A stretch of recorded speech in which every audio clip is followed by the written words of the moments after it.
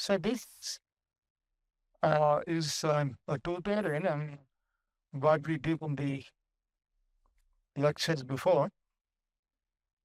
And so pick up your notebook and then, so it's like you read and then you try to see your answer is correct or not. So it's a tutorial to say we start with something very simple. As I tell you, I mean, find out the conversion between electron volt and centimeter inverse. As I said, this is something which is important because spectroscopy uses centimeter inverse more than electron volt.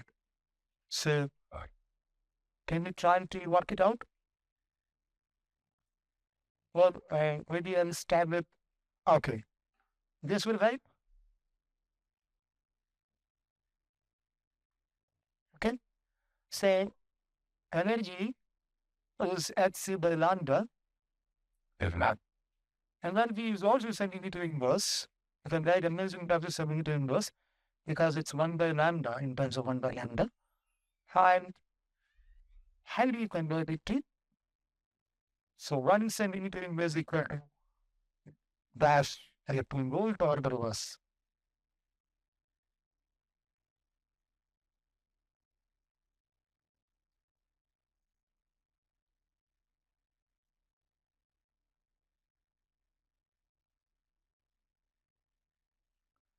You can take on the left hand side, you assume energy is 1 centimeter inverse.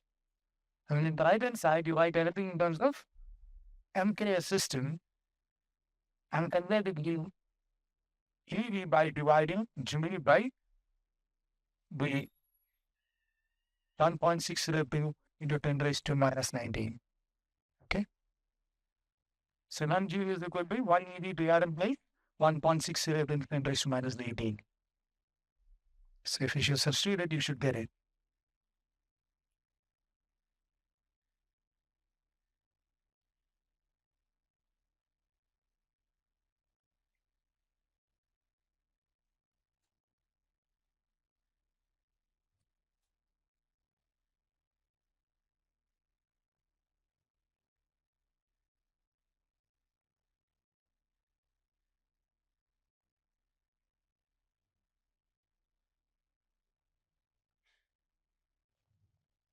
But if this is not something which is going to be doing every time, because this conversion is already available.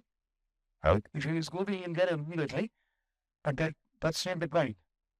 The idea is to understand how does this work.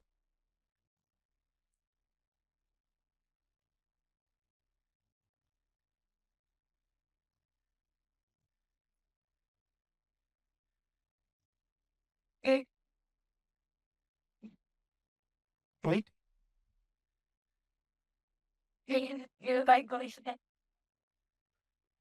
and what to what?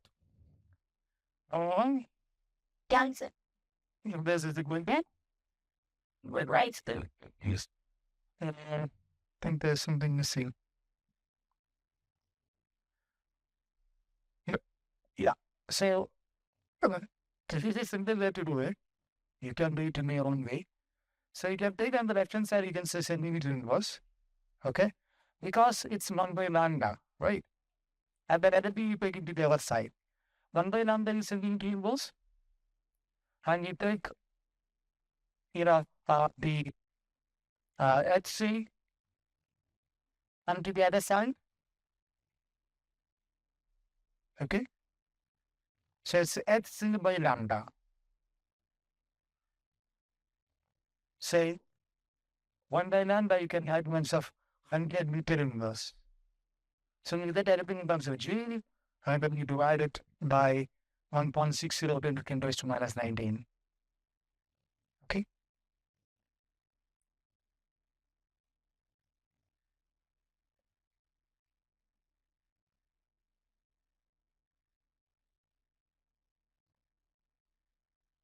Okay, you got the idea now? Say this e to the maximum. So this you can try out later. This will be, you can take the question and try again. Can you find out this? For hydrogen atom, the numerical value of the dimensionless and the wave radius. So this is already mean, right?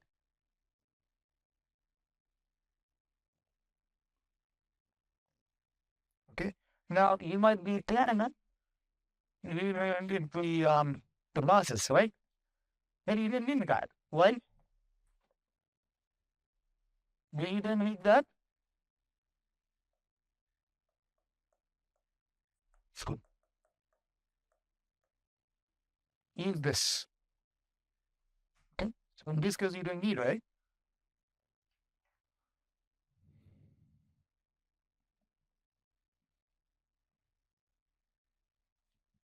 Oh, you need electron mass again, at least. Is electron mass? And equal to 1 and 10 raised to minus 31 kilogram.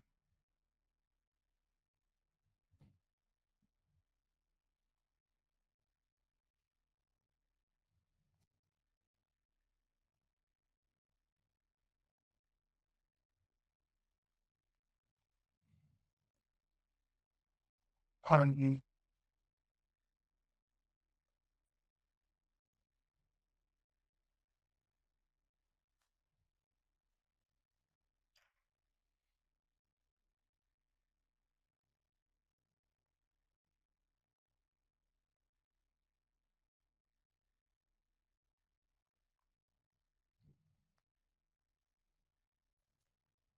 shades are 9 point watts to it. Yeah. So it's very close to the electron mass itself. And even is because of this particular condition. It's too small. Electron is too small compared to uh, proton. So what? There is a difference.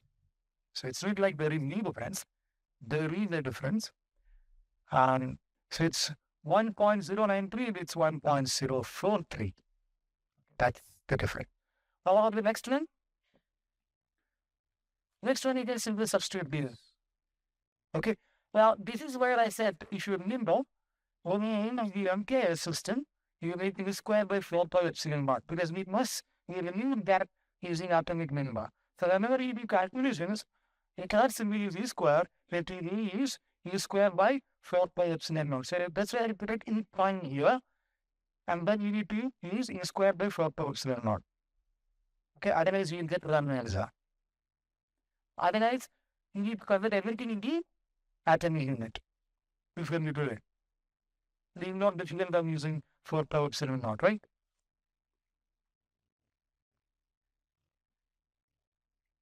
Only being straightforward, right? Single substituting.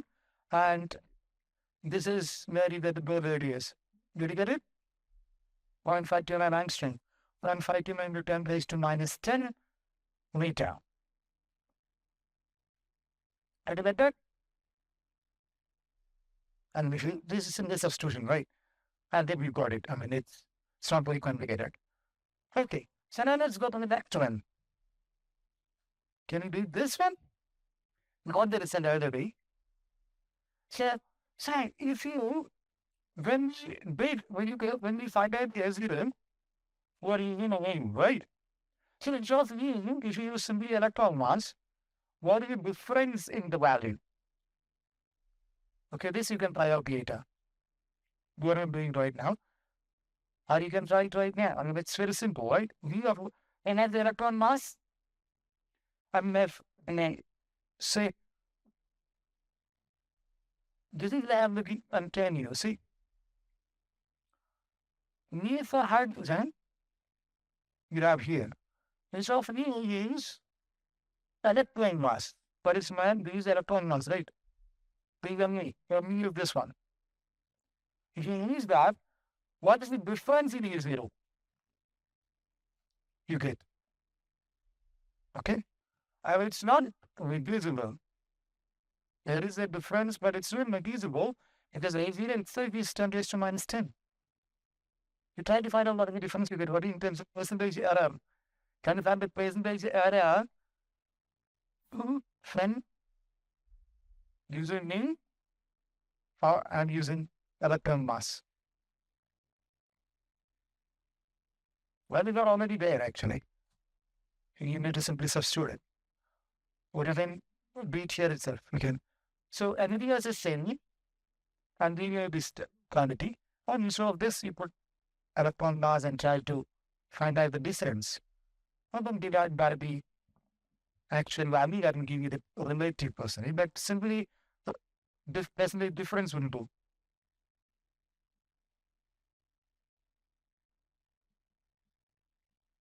So it's a like 0.03 percentage. 0.03 percentage. Did you got that? So that's what this problem is. It's a 0.03 percentage difference. 0.03 percentage is not very small because where radius is a constant with values like h squares and other things. So it's not a very small value. It's not negligible. So you have to, even though it looks, the mass looks very clear, still there is a difference. And that difference is significant.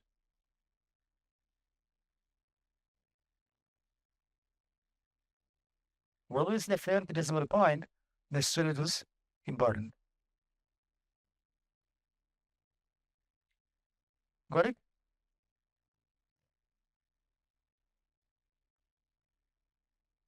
Okay.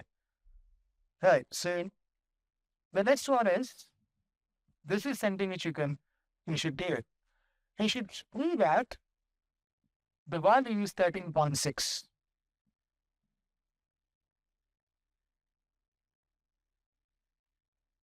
So, and here are the values of the constants, and we should substitute it, find out that E squared by 4 pi epsilon naught N naught is 13.6 electron volt. Okay?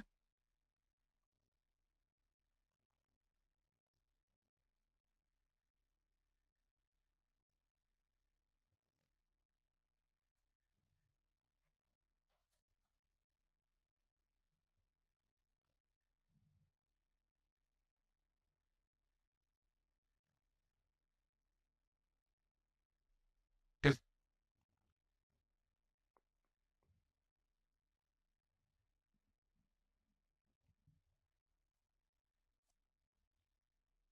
Well, when we use 10 raised to minus 9 million or 12 and then square it in the calculator, it might give an error. So the powers you separate out and the other terms you do it separately because otherwise it will give an error. If you directly say 10 raised to minus 12 square, the calculator will be an error. So don't do that. Then you write down as minus 24 and then numerator denominator will cancel out and you'll get the results. Okay, so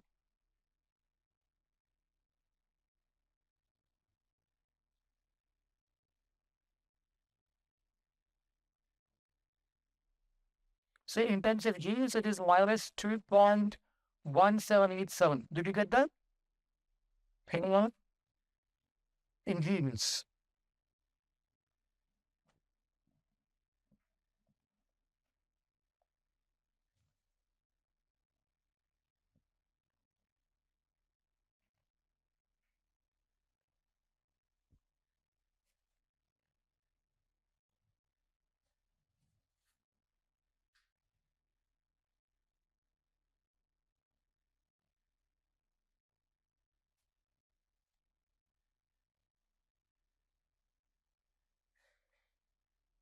Okay, got it?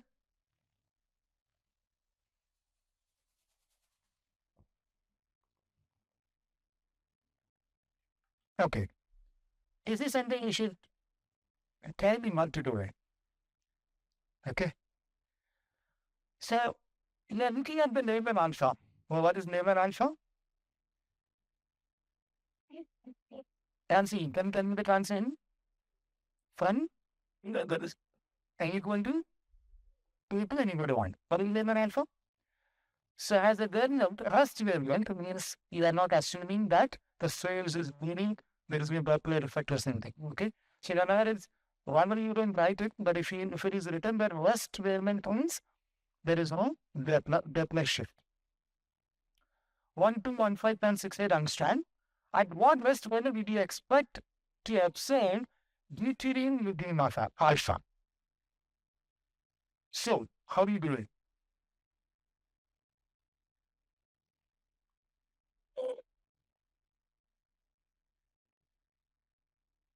How do you do it? Where will be the difference? Both are hydrogen, right? Huh. Reduced mass. Reduced mass will be different. Now, where is the reduced mass is coming into the picture? Atoms. In each part, taking the Rydberg constant. So, in the Rydberg constant, the mass is different. And that is where, in the very let's see this thing. 1 by n square by 1 by n prime square is same for both because it's 2 to 1. So that cancels out. The only difference is RH1 RB. Okay. So I just being a simple way to do it this way. Okay. So, okay. Before you do it, maybe I'll just explain whatever I explained. I'll explain it. So, what we have is for hydrogen, we have the reduced mass for me by Me and MP by Me plus MP. MP is the nuclear mass. In this case, proton mass.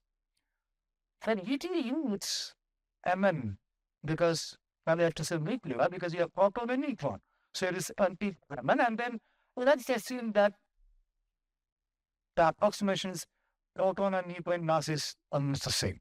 Okay. Either there is a small difference, and MP by M is 1836. So you can write NI as this one. Me into TMP because Mn is MP plus NP. Okay. Go ahead and bring Me plus 2MP. Okay. So this is the reduced mass. And then looking at this particular transition, N2 that is the log one alpha. So R infinity or RH, where the difference is going to happen. Okay.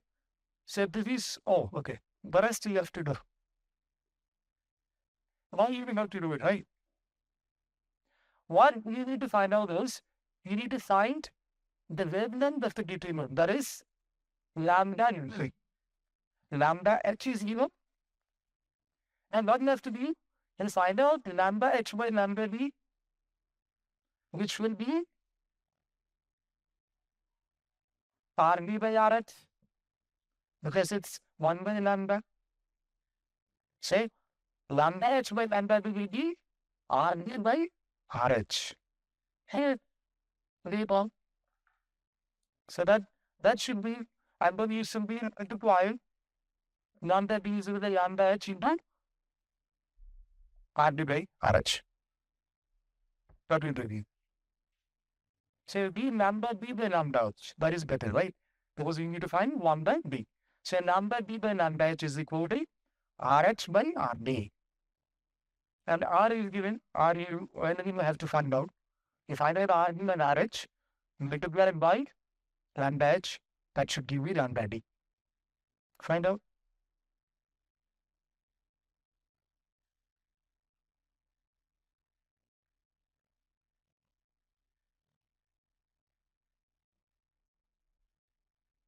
And since I've already told you MP by your mean is 1.36, I do that.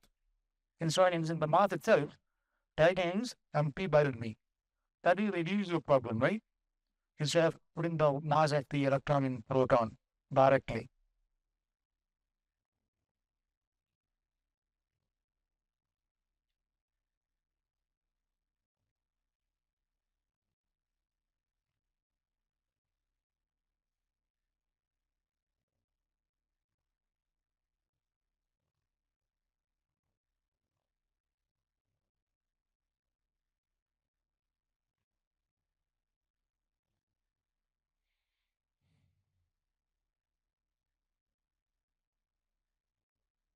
Now, if you're smart enough, you need to find art. His meal is there.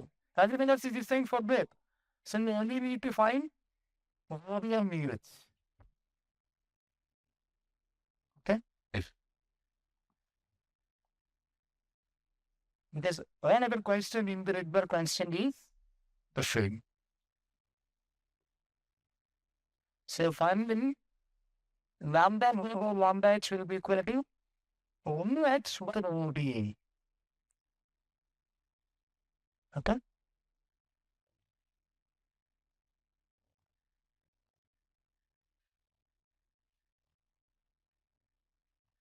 Okay.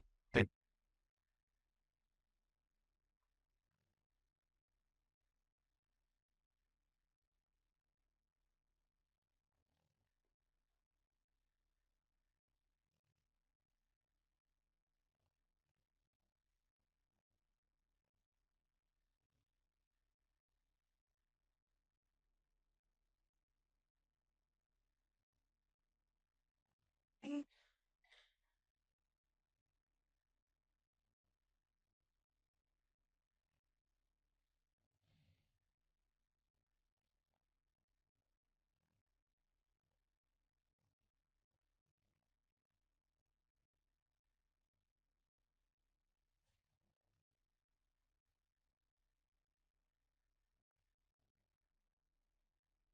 You didn't put those in?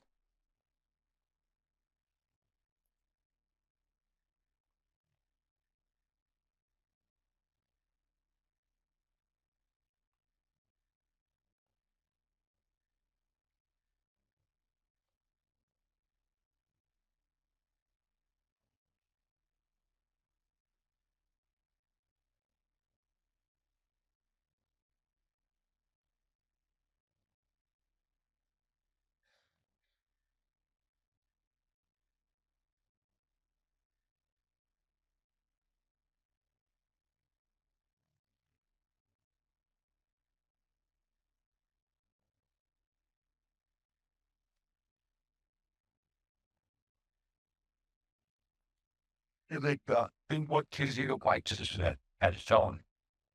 Can you? Well, T2. Good. No, it's very not.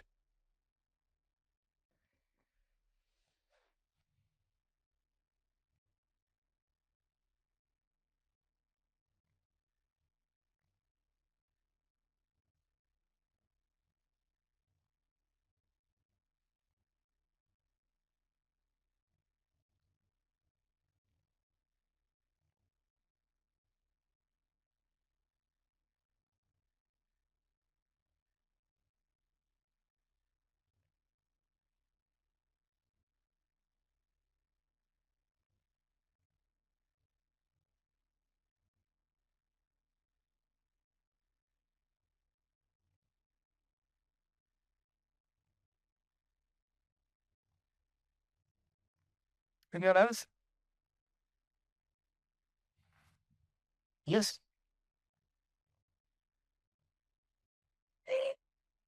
Same.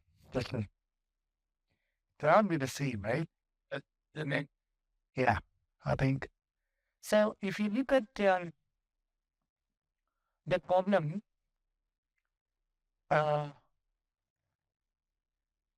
so it is the same.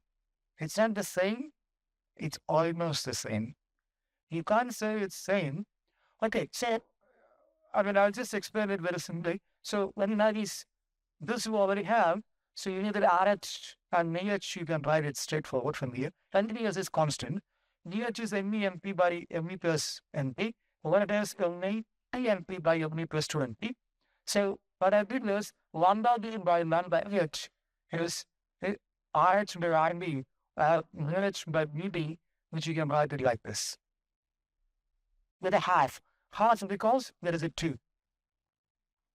Okay? So the half will come, so ME plus 2MP by ME plus MP. You divide by ME in which side? 1 plus 2 M2 by ME, 1 plus MP by ME. Okay? So it's half into 1 plus 2 into 1836 plus 1 plus 1836. So that's much easier to do, right? And if you like the lambda H, we should get it. So it's minus 0.99728 times the wavelength. Okay. Is that clear? This is okay. So, I mean, it's much simpler then. You don't need to do a lot of, probably you might have tried to put parameters and solve it, right? Which you don't need to.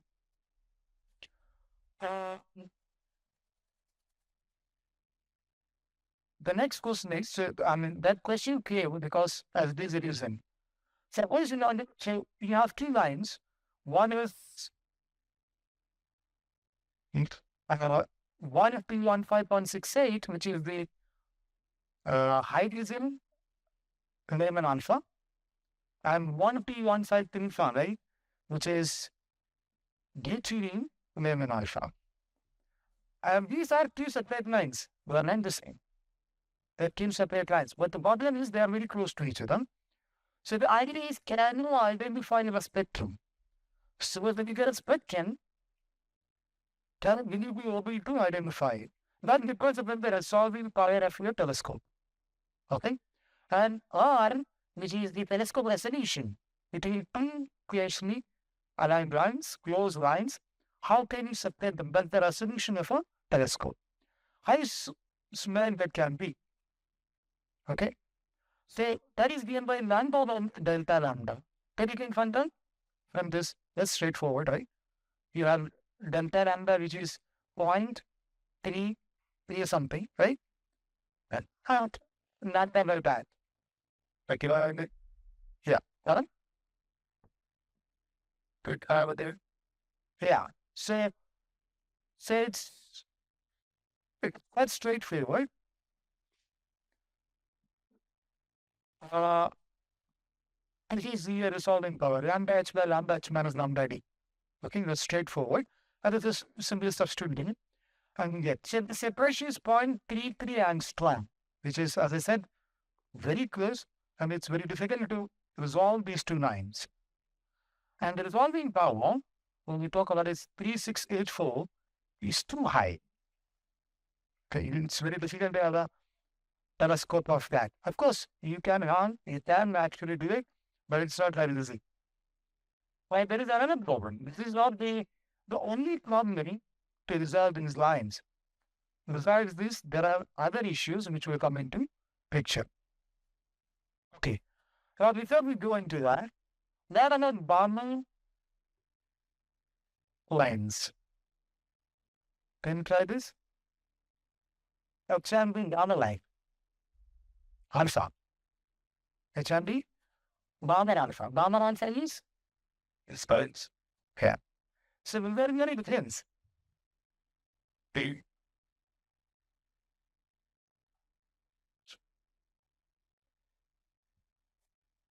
Now it's the same, the transition is same for both, right? So, but you can calculate in a different way. Okay? You can also try to do this straight frame resolving power. Say the resolution, this is already known, 1 to be lambda d by lambda h. So 1 minus lambda d by, so I'm showing you different way to do it actually. Okay? And you're straightforward to do it from here. And if you simply carry this, you can simply this expression to find the resolving power between two lines corresponding to deuterium or hydrogen or in the isotope, knowing the line, the transitions. Okay? So this is what's similar, and this is your delta lambda by lambda, and it will be inverse. Okay? So it will be inverse if there's indicator.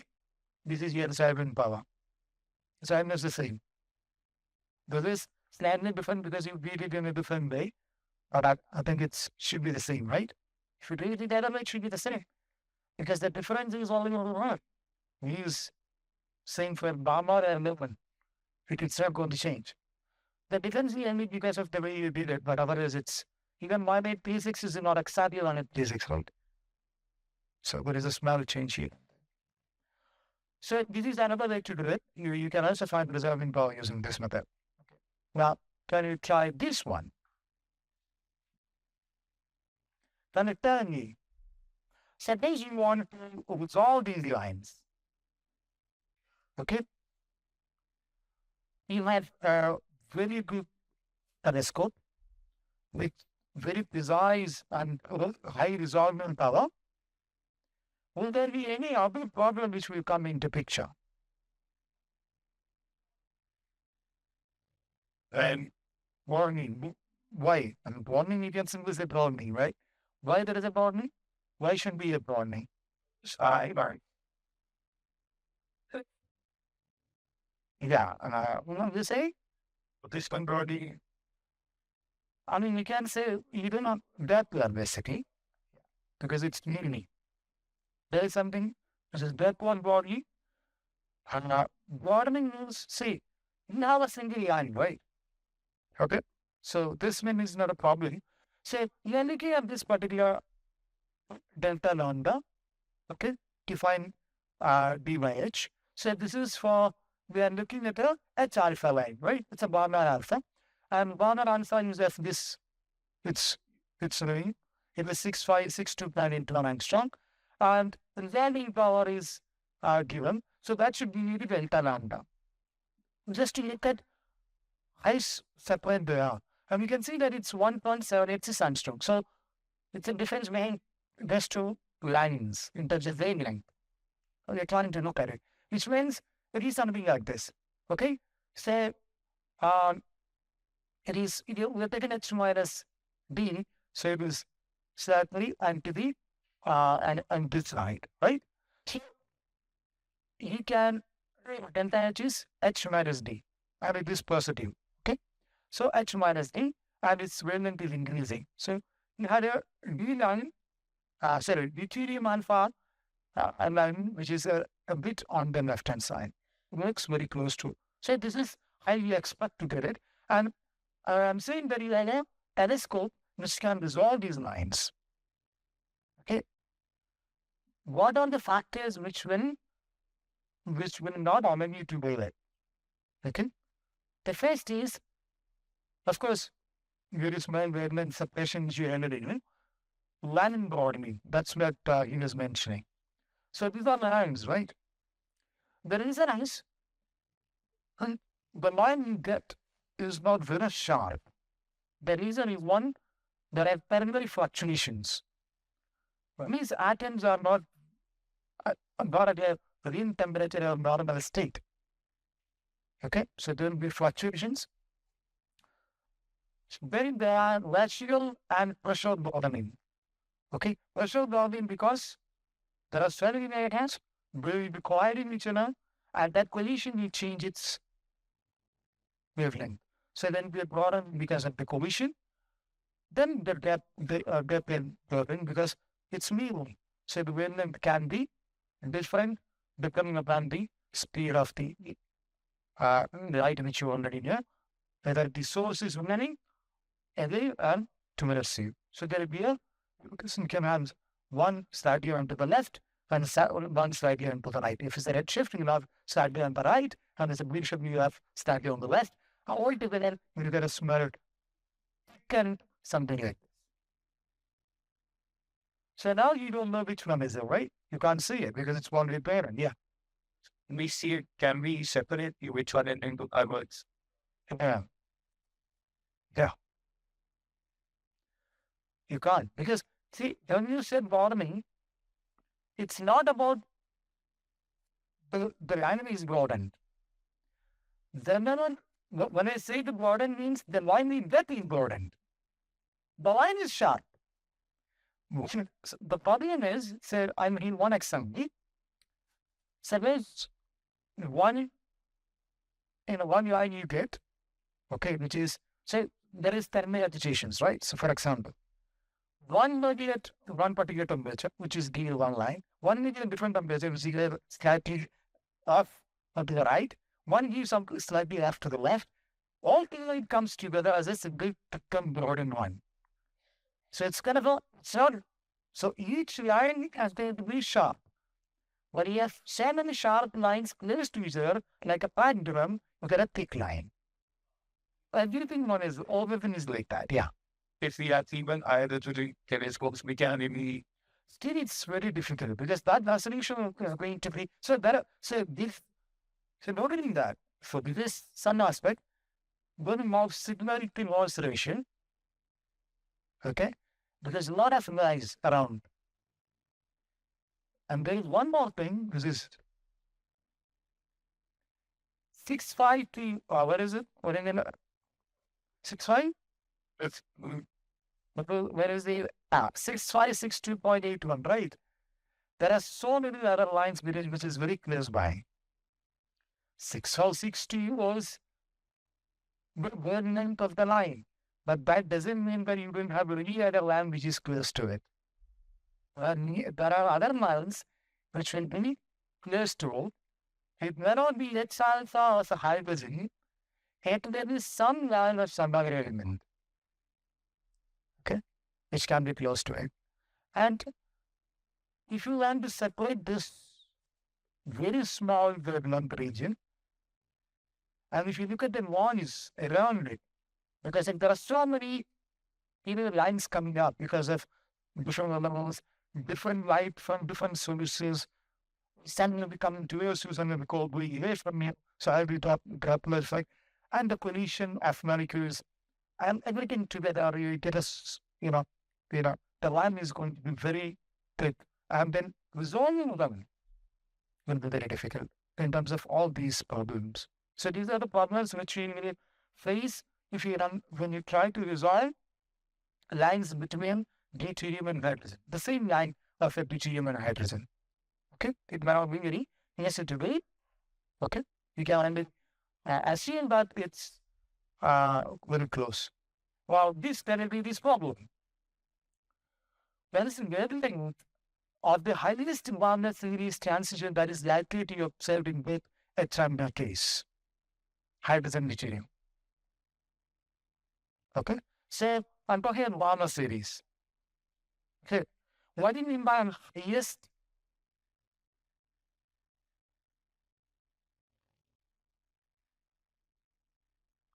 transition means the largest separation in energy. And what will be the largest? I'm going to infinity. Right? And M is equal to T. It's varying to 10, but 10 prime is infinity. You can solve it, right? You already have all the details. So that will be the limit. So you should lead for both hydrogen and deuterium.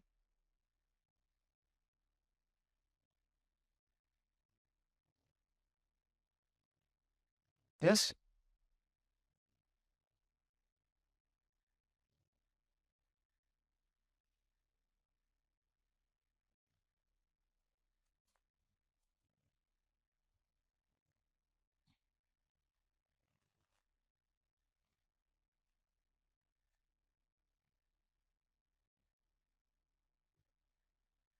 So the pattern looks like this.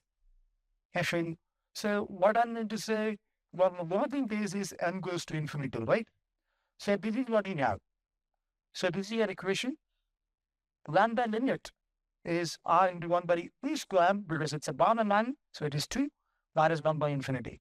And this is 0, so you simply have r into infinity. Here, very simple. So it's r by 4 and r by 4.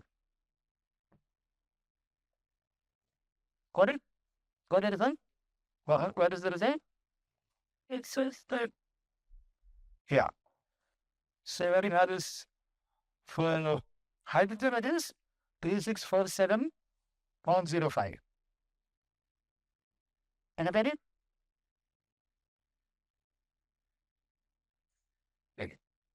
Because we already know RH, right?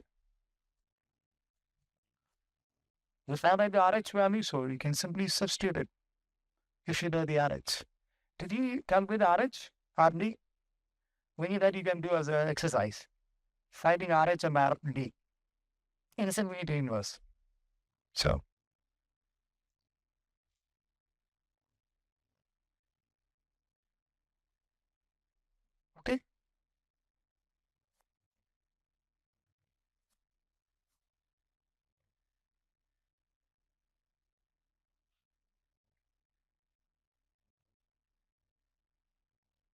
Yes, I think I missed when, is it 364.7 or I think I missed. Okay. I need to check. Um, can you just calculate it maybe again? Is it 3647 or 364.7? He's correct, right? Okay. All right. I thought I just.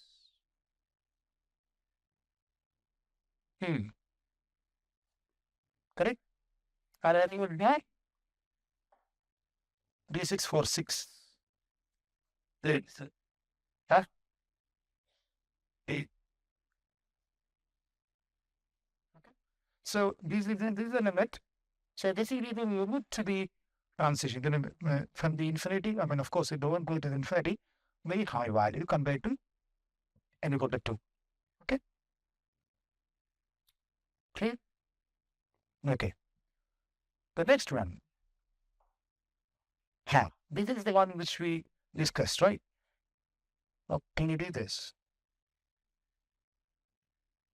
Okay, maybe I'll just. So then we have here is, if you look at, it's going from n equal to 3, that is this 3, I'm going to 2, right? So this particular transition. So n is 3, right? N is 3 is, what are the possible values of I? C to be 10. So, this is for 2, this is for 1, and this is for 0. Right. What are n? Minus n to plus n. So minus t, minus 1, 0, 1, 10. This is n is equal to 1. So minus 1, 0, 9. And this n equal to 0, 0. Then what you have here is e plus minus t times 9. So n can go 9 and 0. So 2 and 0, 1 and 0. Then I can be minus I, minus 1, 0, 1 and 0. So these are the states. Can you tell me all of the other transitions here? Then looking at it. Selection rules are given there. So let's say, okay, so is this possible?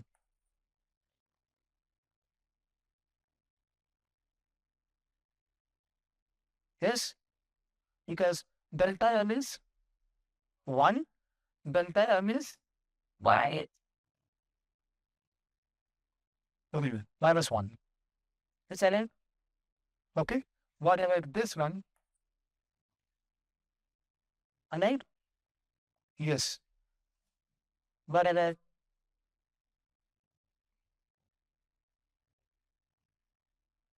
this one? Yeah.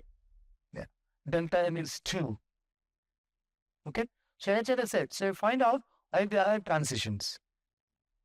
Okay. Yeah, that's an exercise. From here, find out all the other transitions. So you can see how the transition into around for a particular case like this, and which are, I think I've done one example probably.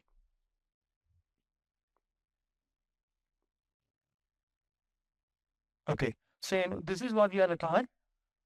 So let's take one example, that is T1 minus 1, sorry, T2 minus T, T1 minus 1, okay?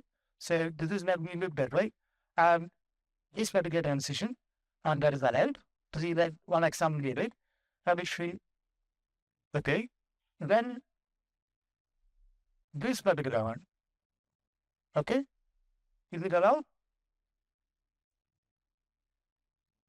Good. No. Why? Delta M is 2. So that's not that's a not allowed transition. Okay. So the rest you found out.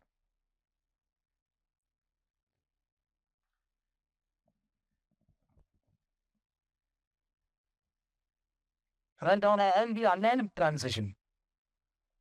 Okay. We need to unnamed transition.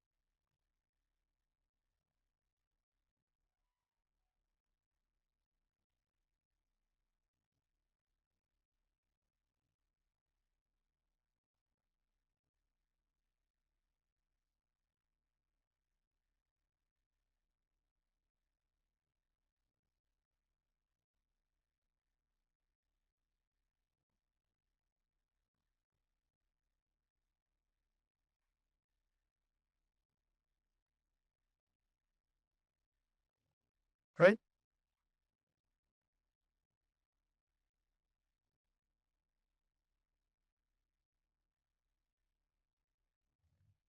Okay,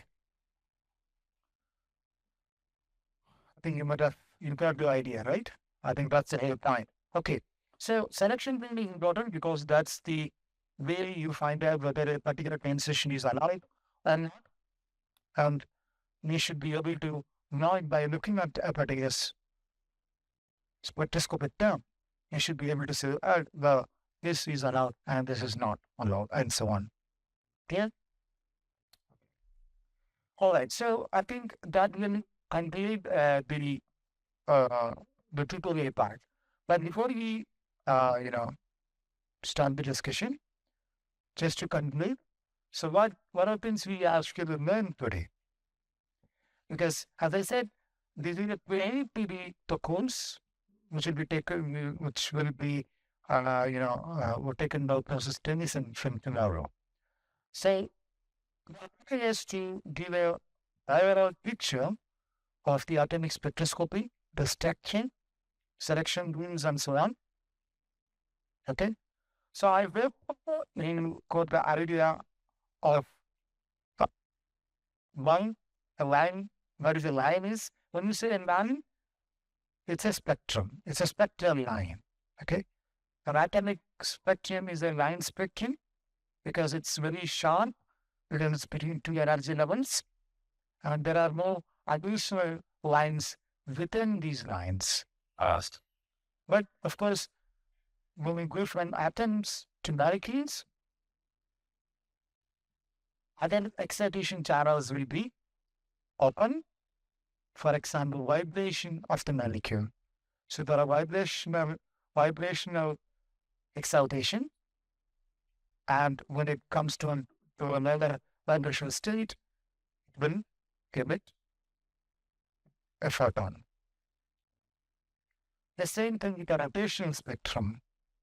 We call it the low vibrational spectrum, which is for molecules, because rotation and vibration is not and we have a numerically difference in any of them.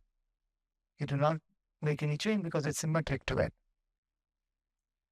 Okay?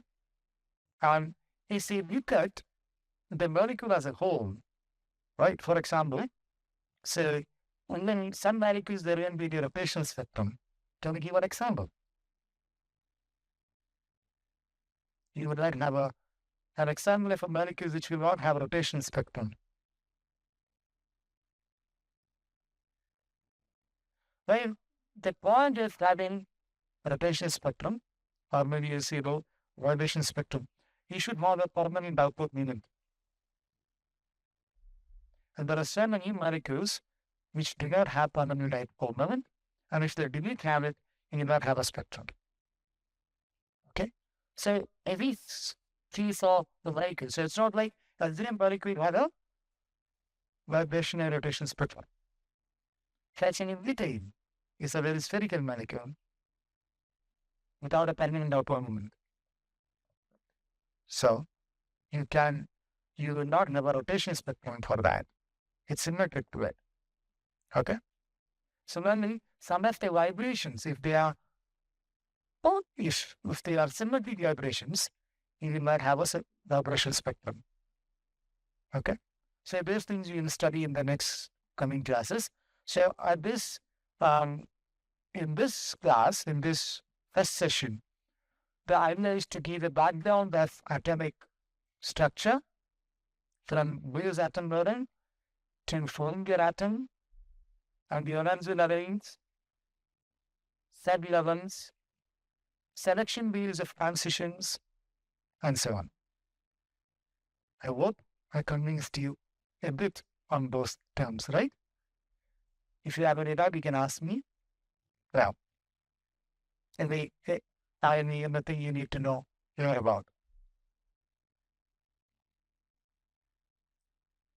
On good. Yes, you asking something? Well, am I already done? Right. Okay. So, the problems which we did not complete, you try to solve it just to give an idea about these equations. So these are not something which you nowadays nobody is going to have all these relations, but at least you should know the Rydberg equation, right? It's very straightforward. But you ask, yes. Yes. You know, boarding. Huh? You're boarding. You actually boarding. Yeah. Okay, get to work. That's each other, then set the translated. It means healing on the door. Up then. No. It's not like that. See, it's about a particular transition only. It's not about different transitions. Suppose you have a line, like in the 6581 or some particular line. That line is supposed to be very sharp, right? You see, because it's between two energy levels, and the energies are defined. So the difference is the energy is exactly a single line, right? It's one wavelength. But it will not. There are different reasons for that, and that's what I mentioned. Okay, because see, one is having this isotope, right? So suppose we take a collection of hydrogen gas, it might have some deuterium within itself. So the two lines which we saw, which is very close by, you will not see a separate line, you will see a single line, but with a higher width. So this is warming. And the reasons are different, as I said, right? When you have a collisional warming, which is because of the collisions. When you have when you have a collision, you will have a line slightly shift. So that's called a line shift. But you have non-line, it was shifted. So when we shifted line, there is a non-shifted line, and both of them are together as a very thick line. The transitions are sharp. Okay, the transitions are sharp. But because is not, the line is not becoming larger or something. How can a line be larger? I mean, if you survey, only, of course it can. Because I talked that in the previous lecture, like even the energy levels are not. No, that's need say what sharp. Because it's the uncertainty principle. Delta E, delta P. That is also, there is a thickness. So even if you say that it's a sharp average stack, then that thickness is not very large completely the broadening which we are talking about. That is also like, you can also think about the each energy level as a thick line. Right? Because Einstein principle doesn't allow to have a exorbitant energy, right? You cannot have outstanding non-energy choice. There is a delta E. So from the top, electron can come down, then the bottom also electron can come down from this, right?